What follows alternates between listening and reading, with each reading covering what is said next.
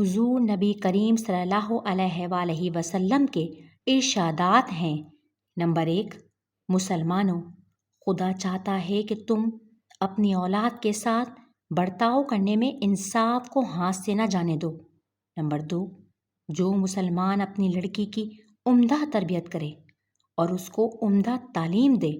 اور اس کی پرورش کرنے میں اچھی طرح صرف کرے، وہ دوزخ کی آگ سے محفوظ رہے گا۔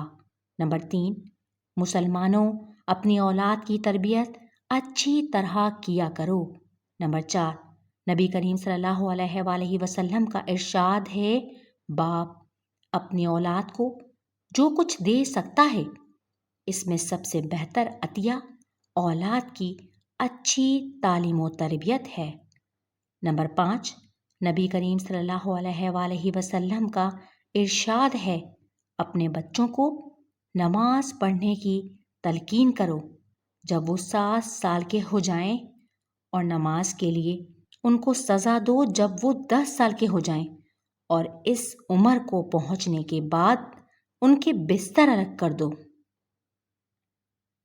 6، سب سے مقدم اپنے اہل و عیال پر خرچ کرنا ضروری ہے، پھر جو لوگ رشتے میں قریب ہوں ان پر خرچ کرنا چاہیے۔ نمبر 7، 1 دینار جہاد فی سبیل اللہ پہ خرچ کیا جائے،